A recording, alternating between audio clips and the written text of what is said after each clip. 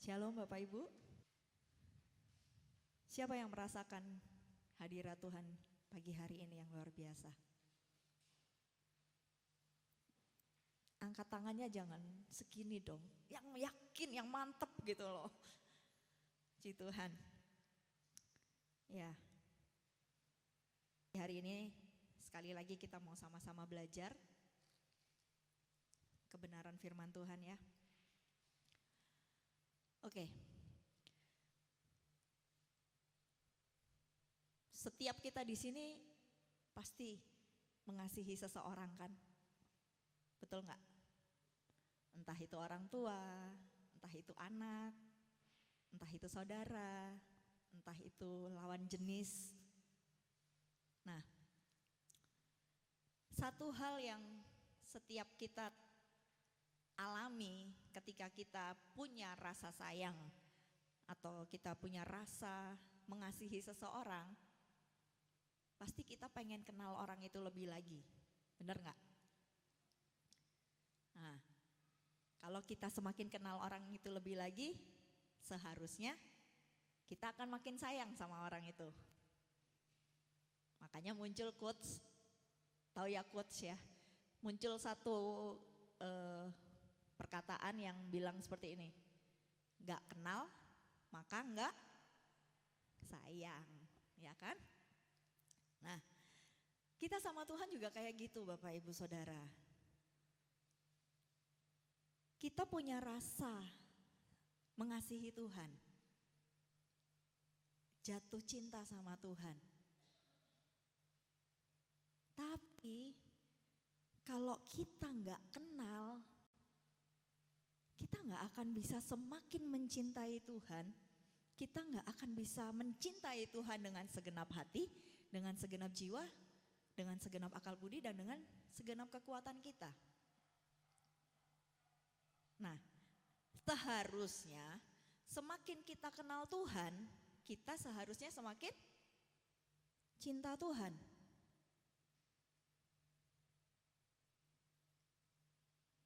Tapi pertanyaannya, berapa banyak orang yang menyebutkan dirinya anak-anak Tuhan justru kehilangan kasih kepada Tuhan, kecewa sama Tuhan, bahkan ekstrim ninggalin Tuhan.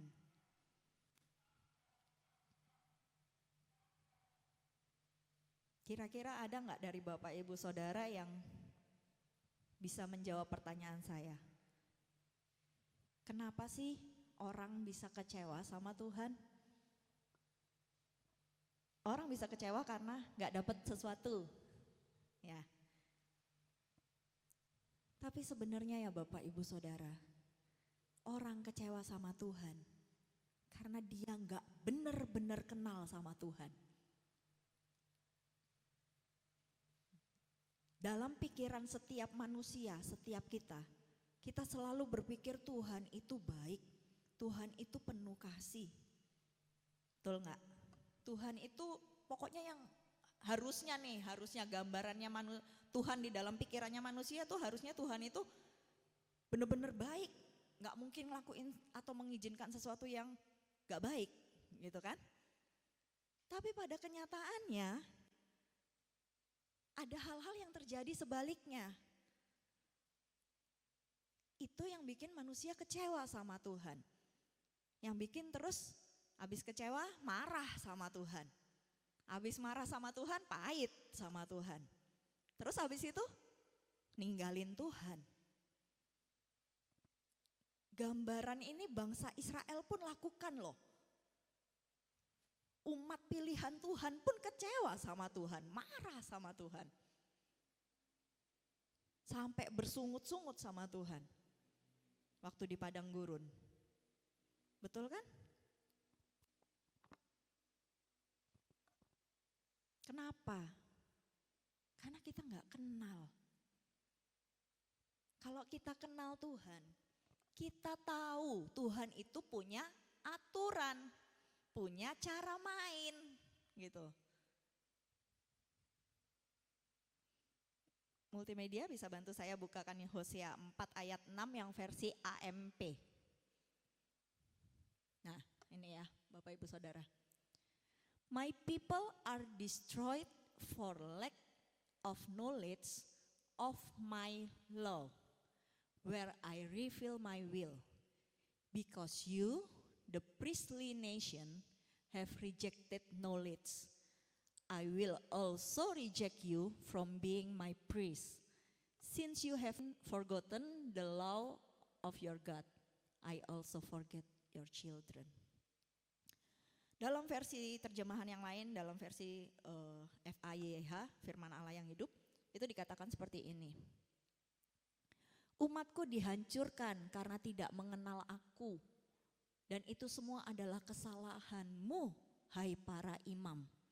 Karena kamu sendiri pun tidak mengenal aku. Karena itu, aku tidak mau mengakui kamu sebagai imamku. Aku akan lupa memberkati anak-anakmu karena kamu telah melupakan hukum-hukumku.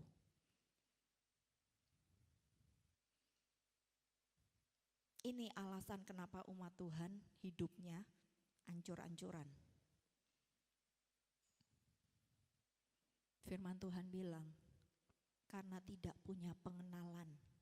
Kalau di versi bahasa Inggris tadi dibilang lack of knowledge. Dalam terjemahan bahasa Indonesia cuma dibilang gak punya pengenalan, gak kenal. Tapi di terjemahan bebas bahasa Inggris tadi kita tahu bahwa gak kenal tuh karena apanya? Apanya yang kita gak kenal? Ternyata gak kenal sama jalan-jalannya Tuhan, sama hukumnya Tuhan, Bapak Ibu Saudara. Ya. Jadi setiap kita nih benar-benar harus membuat diri kita, memacu diri kita, membawa diri kita untuk semakin kenal siapa Tuhan yang kita sembah. Kalau enggak, hidup kita enggak ada bedanya sama orang yang enggak kenal Tuhan. Enggak ada bedanya. Ulangan 6 ayat 1 sampai 9. Tadi di Hosea tuh dikatakan seperti ini ya Bapak Ibu Saudara. Karena kesalahan para imam. Kita mau lihat di Ulangan 6 ayat 1 sampai 9. Ulangan 6 ayat 1 berkata, Tuhan Allahmu memerintahkan kepadaku, ini kepada Musa, agar menyampaikan kepadamu semua hukum yang harus kamu taati di negeri yang segera akan kamu masuki dan kamu diami. Ayat 2. Tujuan hukum-hukum ini ialah supaya kamu, anak-anakmu dan cucu-cucumu menghormati Tuhan Allahmu dengan menaati segala perintahnya sepanjang hidupmu. Jika kamu berbuat demikian, maka kamu akan panjang umur dan hidup makmur. Ayat 3. Karena itu hai umat Israel, dengarkanlah setiap perintah Allah dengan seksama, dan taatilah supaya keadaanmu baik dan jumlahmu bertambah-tambah. Jika kamu menaati perintah-perintah itu, kamu akan menjadi bangsa yang besar di negeri yang limpah dengan susu dan madu, seperti yang telah dijanjikan Allah nenek moyangmu kepadamu. Hai umat Israel, dengarkanlah. Yahweh Tuhan Allah kita adalah Tuhan yang esa. Kamu harus mengasihi Dia dengan sebulat-bulat hatimu, dengan segenap jiwamu, dengan segenap kekuatanmu. Kamu harus selalu ingat akan hukum-hukum yang kusampaikan kepadamu pada hari ini. Ayat 7. Kamu harus mengajarkannya berulang-ulang kepada anak-anakmu dan membicarakannya pada waktu kamu duduk di rumah, pada waktu kamu sedang berjalan-jalan di luar, pada malam hari sebelum tidur, dan pada pagi hari sesudah bangun. Ayat 8. Ikatkan hukum-hukum itu pada tanganmu, kenakan pada dahimu, dan tuliskan pada tiang-tiang pintu rumahmu. Jadi dari awal Tuhan sudah bilang ada tanggung jawab dari seorang imam untuk membuat seseorang mengenal Tuhan.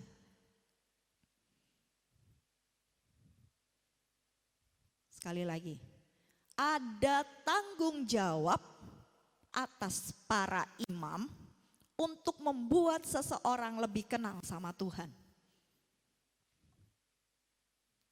Berbicara tentang imam, Bapak Ibu Saudara. Yang pertama, imam itu ada di dalam rumah tangga.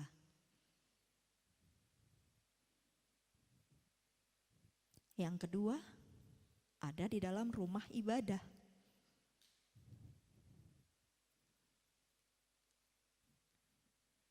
Bagaimana seorang kepala rumah tangga mau mengajarkan perintah-perintah Tuhan kalau dia sendiri nggak tahu apa itu perintah Tuhan? Setuju sama saya?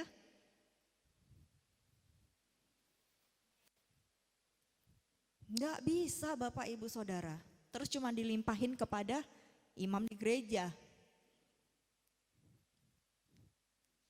Buat saya ini kayak mata rantai, karena imam di gereja juga imam di dalam rumah.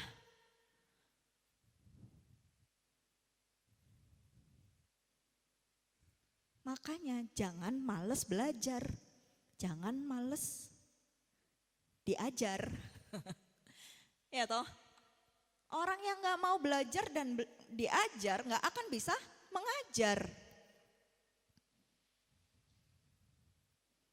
Kita nggak mungkin mengajarkan sesuatu kepada anak kita sebagai orang tua kalau kita nggak ngerti.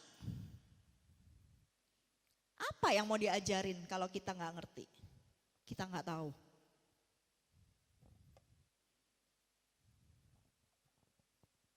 Pengenalan akan Tuhan itu harus diturunkan dari generasi kepada generasi, kepada generasi, kepada generasi. Sekali putus, percaya sama saya, generasi ke bawahnya pasti hancur.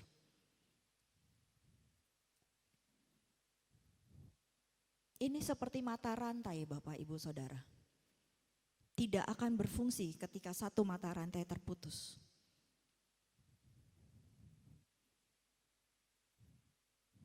Ya kan? Kalau orang itu tahu, orang itu kenal Tuhan baik dengan baik, dia pasti akan membawa orang lain untuk mau, untuk lebih lagi mengenal Tuhan.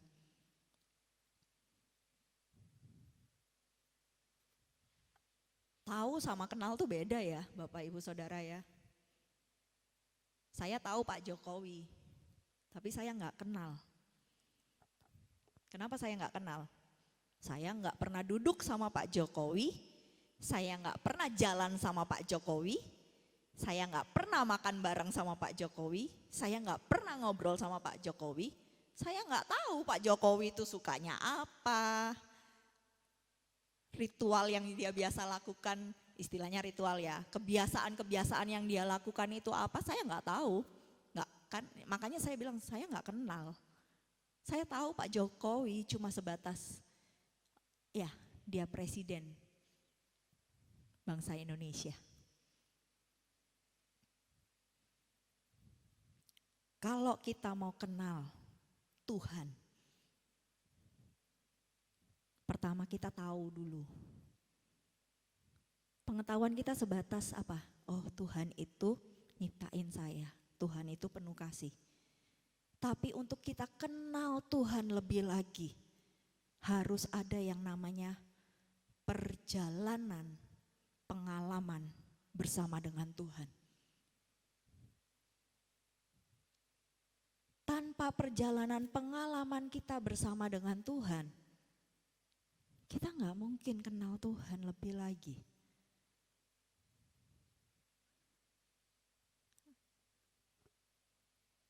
Kita semua yang pernah duduk di bangku sekolahan, dikasih ilmu sama guru, diajarin, diberi pengetahuan.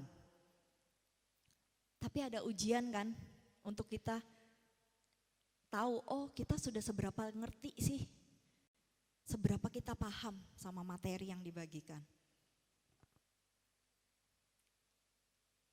Kenal Tuhan tuh kayak gitu loh Bapak Ibu Saudara.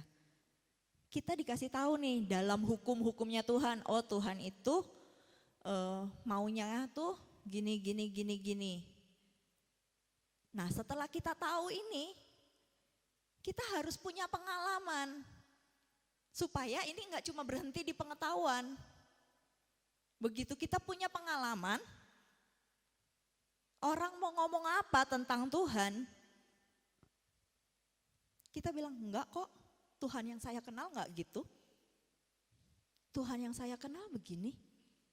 Kenapa? Karena saya jalan sama Tuhan. Saya berjalan dalam pengalaman bersama Tuhan. Seperti itu ya Bapak Ibu Saudara. Jadi kalau di Ulangan tadi dikatakan bahwa Musa menyampaikan kepada bangsa Israel hukum-hukum Tuhan yang harus bangsa Israel taati. Itu di ayat kedua jelas dibilang bahwa dari kita, anak-anak kita, cucu-cucu kita untuk menghormati Tuhan. Jadi hukum Tuhan itu dibuat supaya manusia bisa semakin menghormati Tuhan. Kita nggak bisa ngajarin sesuatu cuma sekali. Yang punya anak di sini pasti ngerti. Ngajarin seorang anak itu perlu berulang,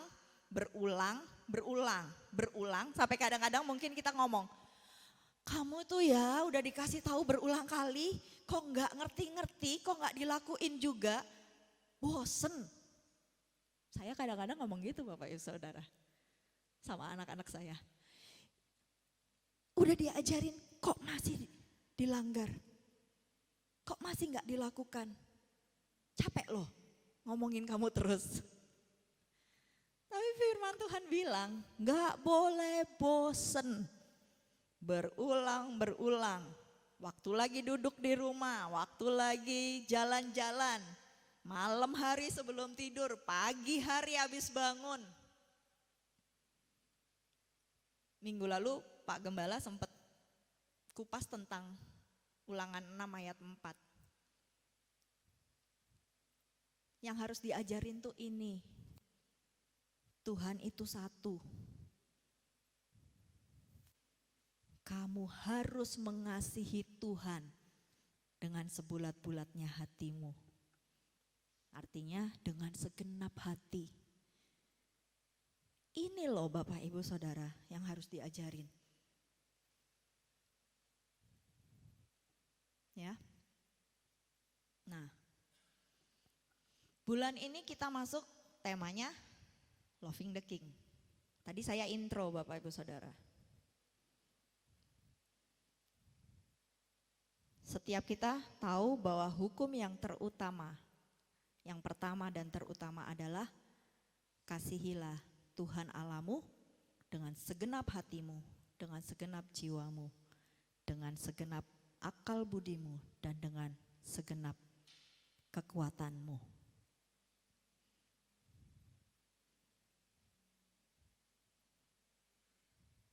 Tapi seringkali kita lupa kalau ini hukum yang terutama. Kadang kita lebih mengasihi manusia lain. Kadang kita lebih mengasihi diri kita sendiri. Kadang kita lebih mengasihi hobi kita. Kadang kita lebih mengasihi barang. Padahal firman Tuhan jelas ngomong, nomor satu yang paling utama itu mengasihi Tuhan.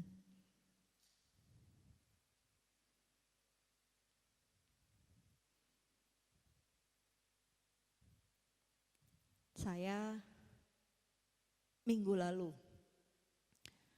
saat lagi baca firman Tuhan, tiba-tiba saya nemuin ayat ini Bapak Ibu Saudara.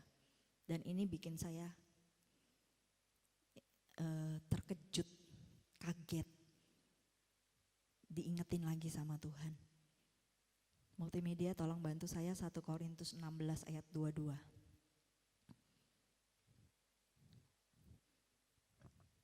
Di situ dikatakan, kalau seseorang tidak mengasihi Tuhan, terkutuklah ia. Tuhan Yesus datanglah. Ini yang nulis Rasul Paulus, Bapak Ibu Saudara. Ayat ini ada di akhir surat pertama yang Rasul Paulus kirimkan kepada jemaat di Korintus. Nah, di situ dibilang, kalau seseorang gak mengasihi Tuhan, terkutuklah ia.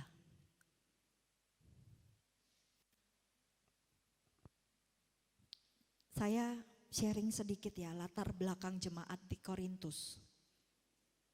Jadi Korintus itu adalah sebuah kota, waktu itu zaman itu kota kosmopolitan utama. Jadi pusat perdagangan yang besar dan pelabuhan ada di Korintus. Itu ada di daerah namanya Akaya. Nah, kota ini juga penuh dengan penyembahan berhala dan percabulan. Gitu. Rata-rata jemaat yang ada di kota Korintus ini itu bukan dari orang Yahudi. Gitu. Ya. Nah, di dalam suratnya Paulus yang 1 Korintus dari awal sampai akhir itu Paulus tuh ngajarin kepada orang-orang percaya yang non Yahudi, jadi nggak punya basic tentang hukum Tuhan segala macam ya Bapak Ibu Saudara. Itu dia ngajarin cara hidupnya tuh harus seperti apa, gitu. Di tengah masyarakat yang rusak, seperti apa sih cara hidup bagi Kristus yang harus dilakukan oleh orang-orang percaya di Korintus. Jadi di situ Paulus ngajarin bagaimana harus hidup berpusat sama Kristus, gak bercacat, penuh kasih sama Tuhan, penuh kasih sama sesama, yang menjadi hal yang penting buat Tuhan. Itu. Nah, kata terkutuk, kita taunya ya kalau kata kutuk itu kan nyumpain, ya kan? Nyumpain seseorang untuk ya yang nggak baik lah gitu. Nah, kata terkutuk ini artinya itu adalah celaka. Jadi bisa diterjemahkan secara bebas bahwa kalau seseorang nggak mengasihi Tuhan, maka dia akan celaka.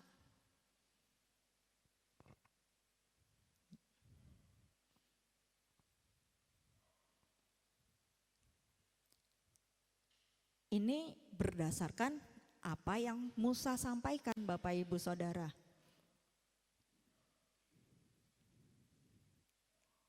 Kenapa orang yang gak mengasihi Tuhan dibilang orang yang terkutuk atau orang yang celaka?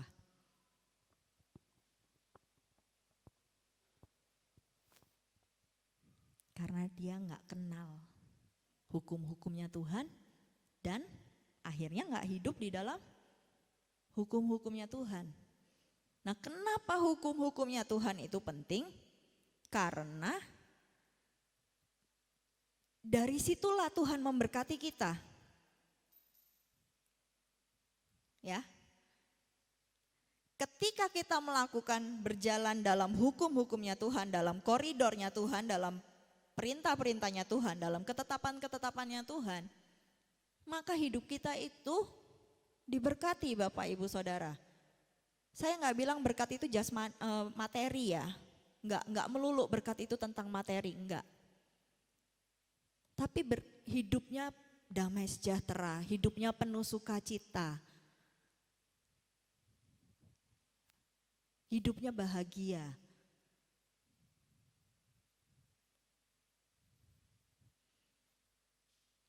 Bulan lalu kita belajar tentang surrender to the King. Jadi mengasihi Tuhan dan surrender to the King, buat saya ini semua tuh kayak mata rantai Bapak Ibu Saudara. Mengasihi Tuhan harus kenal Tuhan. Begitu kenal Tuhan, berjalan dalam yang Tuhan mau, kita akan semakin mengasihi Dia. Betul nggak?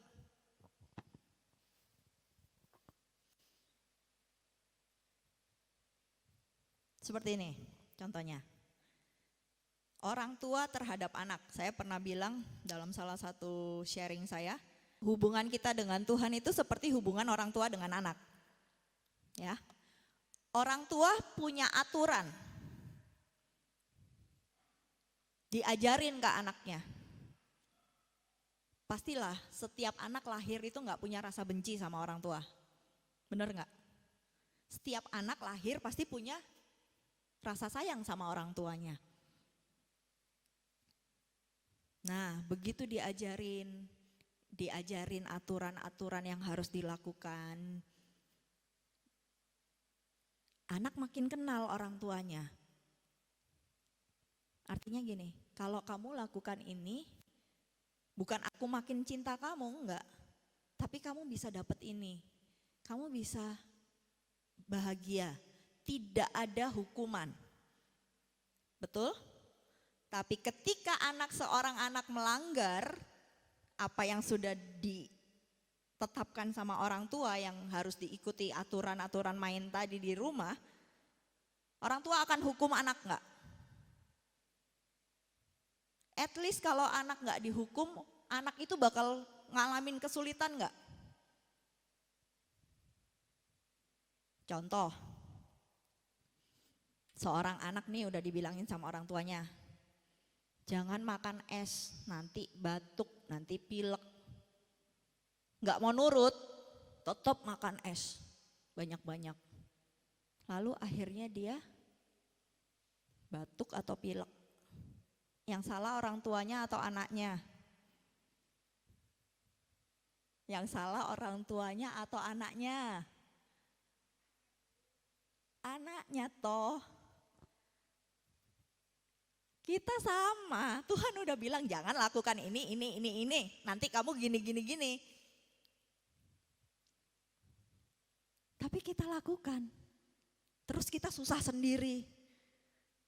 Terus yang disalahin siapa? Seringkali yang disalahin siapa? Tuhan kan?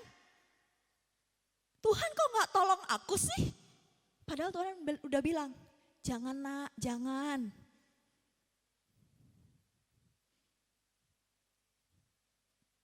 Tapi Tuhan benci kita enggak? Enggak. Tuhan tetap sayang sama kita. Ngerti ya Bapak Ibu Saudara ya?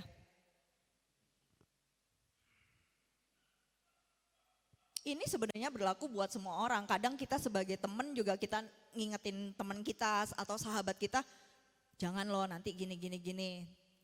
Ya ketika dia nggak mau denger, lalu dia ngalamin kesusahan,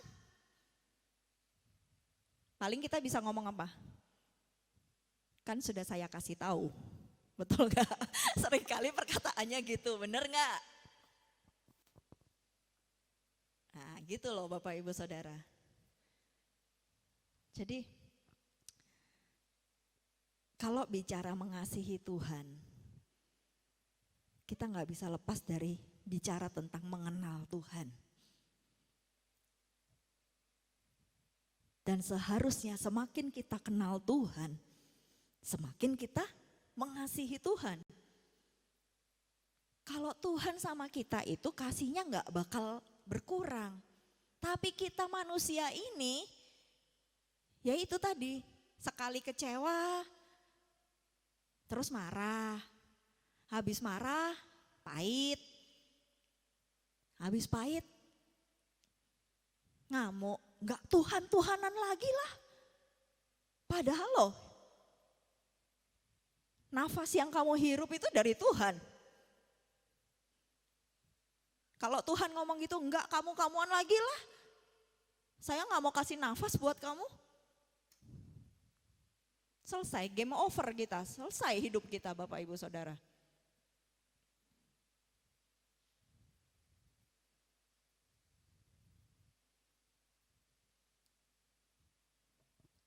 Saya sharing tentang hukum Taurat ya, ini bicara hukum Taurat. Mengasihi Tuhan itu perintah, betul. Tapi pasti nggak suka kan orang untuk mengasihi seseorang mesti diperintah tuh nggak suka kan. Kasih itu nggak bisa dipaksa, bener nggak? Jadi tujuan saya sharing ini bukan untuk dipaksa. Bukan memaksa kalian, memaksa Bapak Ibu Saudara untuk mengasihi Tuhan, enggak. Tapi mengajak Bapak Ibu Saudara mengenal Tuhan lebih lagi. Bahwa ternyata mengasihi Tuhan itu kerinduan Tuhan yang paling dalam itu loh. Itu loh hatinya Tuhan. Coba multimedia bukakan Ulangan 10 ayat 12.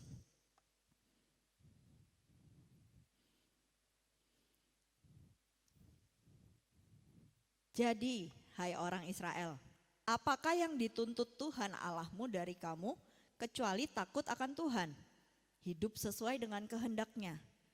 Demi kebaikanmu sendiri, taatilah hukum-hukum-Nya yang kusampaikan kepadamu pada hari ini. Kasihilah Dia dan berbaktilah kepadanya dengan sebulat-bulat hatimu dan dengan segenap jiwamu. Apa yang dituntut Tuhan? Kalau saya lebih suka pakai kata, apa sih yang Tuhan mau? Apa sih yang Tuhan mau dari kita? Yang Tuhan mau itu kita hidup sesuai dengan kehendak Tuhan. Taat sama apa yang Tuhan ngomong.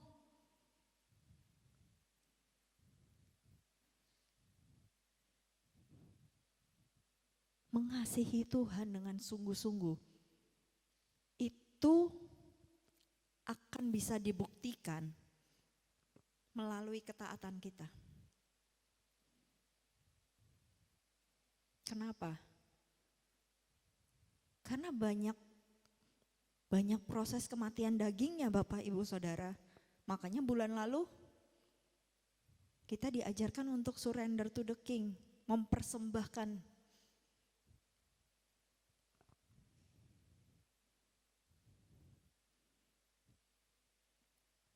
Yang Tuhan mau itu cuma kita nurut sama Tuhan, ikutin maunya Tuhan tuh apa. Mengasihi Tuhan itu simple, ya cuma itu.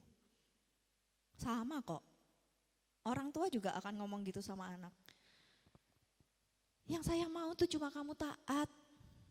Ikutin apa yang mama bilang, ikutin apa yang papa bilang.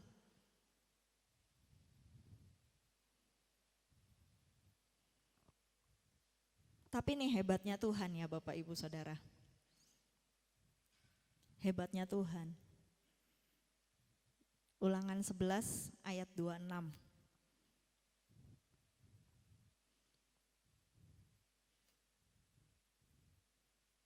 Boleh kita baca sama-sama? 1, 2, 3.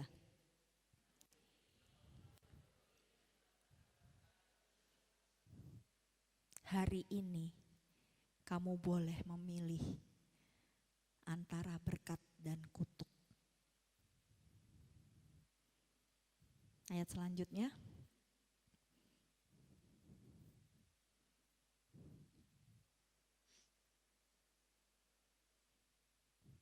Kamu akan diberkati kalau taat kepada perintah-perintah Tuhan Allahmu yang hari ini saya sampaikan kepadamu. Next. Tetapi kamu akan dikutuk kalau tidak taat kepada perintah-perintah Tuhan Allahmu, melainkan berbalik untuk menyembah ilah-ilah lain yang tidak pernah kamu sembah. Mau hidup diberkati atau hidup di dalam kutuk? Sekali lagi, kutuk yang dimaksud di sini adalah kesusahan, bencana. Tuhan bilang pilihan di tanganmu.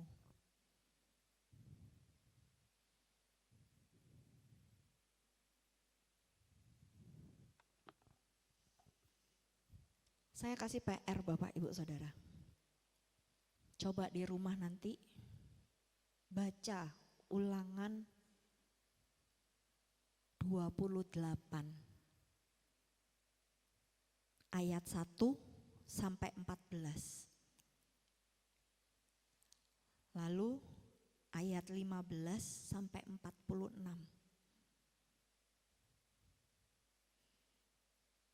Itu daftar berkat dan kutuk Bapak Ibu Saudara. Secara jumlah ayat, pasal yang isinya kutuk itu jauh lebih banyak.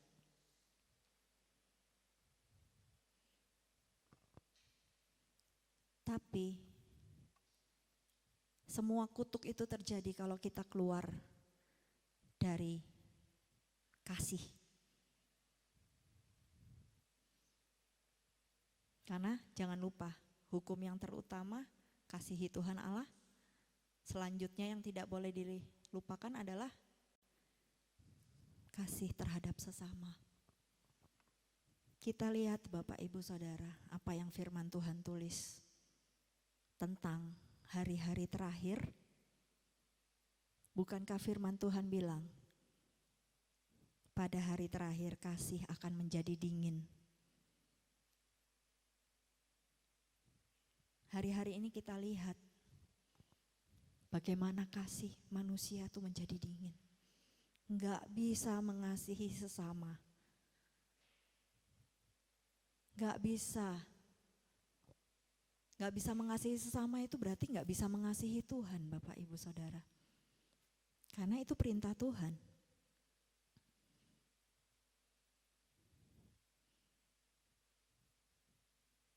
Ketika orang gak bisa lagi mengasihi Tuhan, maka kasih terhadap sesama pasti gak ada.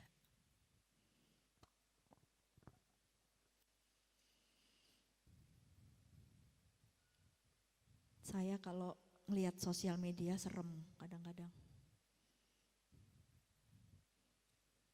Ada bapak buka aib anaknya demi warisan. Ada temen bikin settingan aib orang. Semua diumbar. Ada orang yang buka mulut seenaknya ngata-ngatain orang di sosmed. Come on.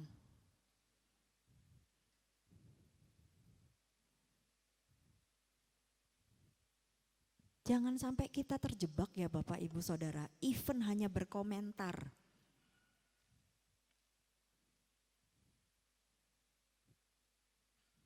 Lihat dari kacamata kasih Bapa. Jangan ikut-ikutan komentar yang aneh-aneh lah pokoknya. Walaupun emang aneh gitu orangnya.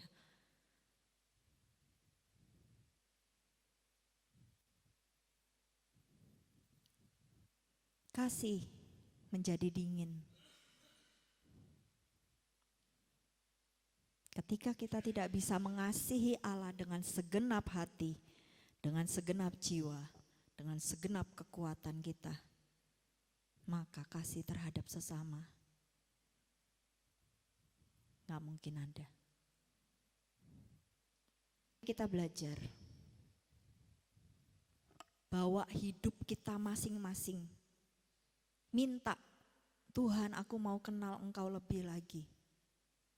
Aku mau kenal Engkau lebih lagi. Bukan cuma sekedar tahu, tapi kenal. Artinya ketika kita mau minta pengenalan akan Tuhan, apa yang kita tahu itu akan masuk kepada proses praktek. Kalau ujian ada ujian teori, ada ujian praktek. Ya, itu.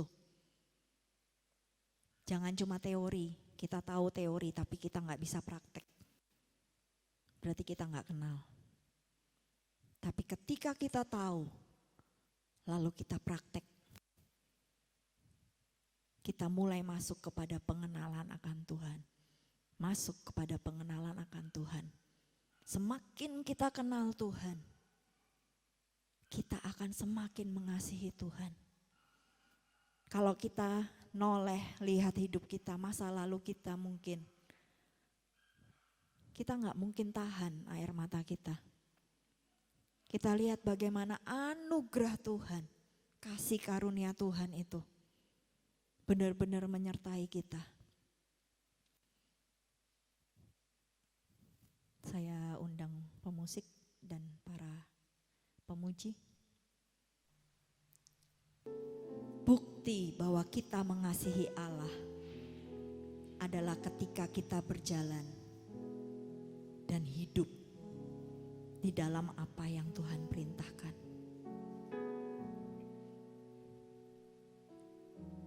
Sepuluh perintah Allah. Poin 1 sampai 4 berbicara tentang kasih terhadap Tuhan. Poin 5 sampai 10 berbicara tentang kasih terhadap sesama. Pagi hari ini kita ambil waktu.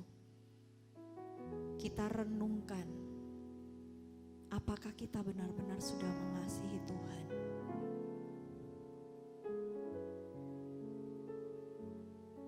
Ngomong sama Tuhan.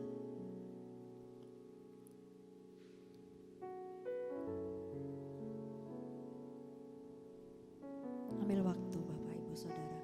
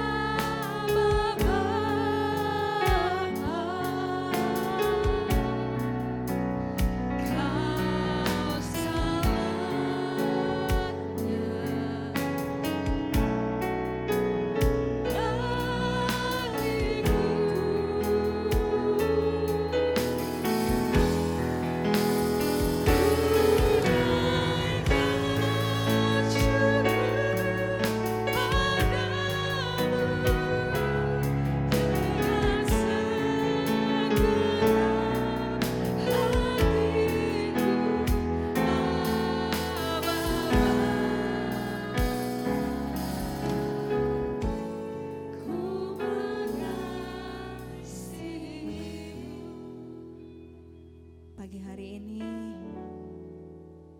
saya mengajak jemaat, ayo lihat diri kita masing-masing. Kita harus tahu dan mengerti bahwa ketika kita panggil dia Aba Bapa, Aba itu artinya sumber. Kalau kita bilang Engkau segalanya, sudah benar gak Tuhan itu segalanya dalam hidup kita? Benar gak kita mengasihi Tuhan? Benar gak kita sudah berjalan dalam perintah-perintah Tuhan? Kalaupun belum,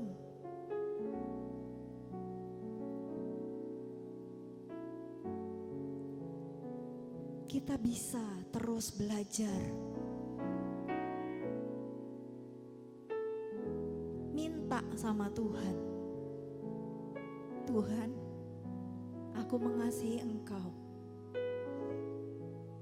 Aku mau lebih lagi kenal. Supaya aku gak tahu Engkau cuman dari kata orang. Tapi aku mengalami Engkau. Sampai aku bisa bilang, yes Lord.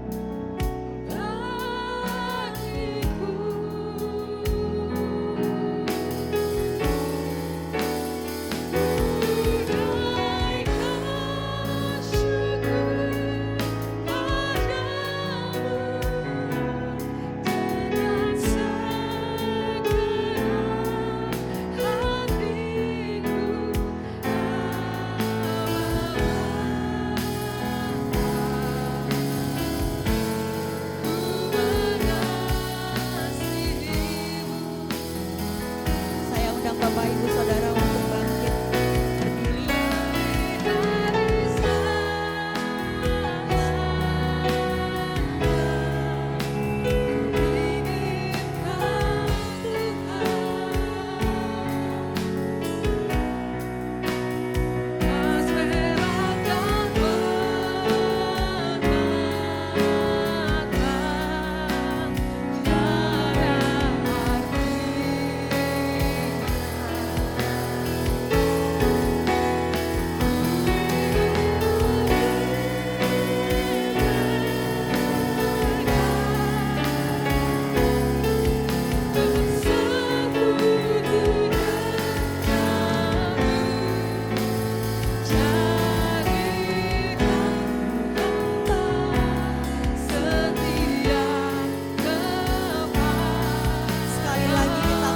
Lebih dari segalanya, kita inginkan Tuhan dalam hidup kita.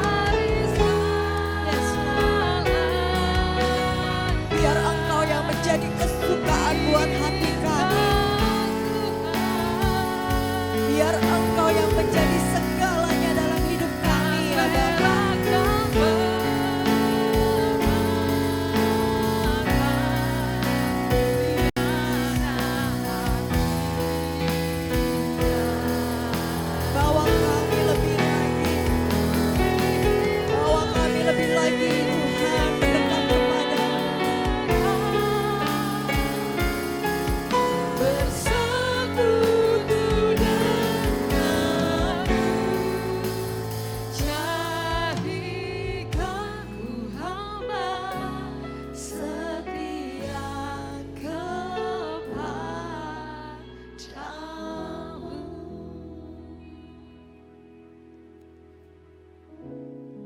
Lebih dari segalanya Tuhan, kami rindu untuk mengenal Engkau, karena Engkau yang terutama dalam hidup kami. Bawa kami lebih lagi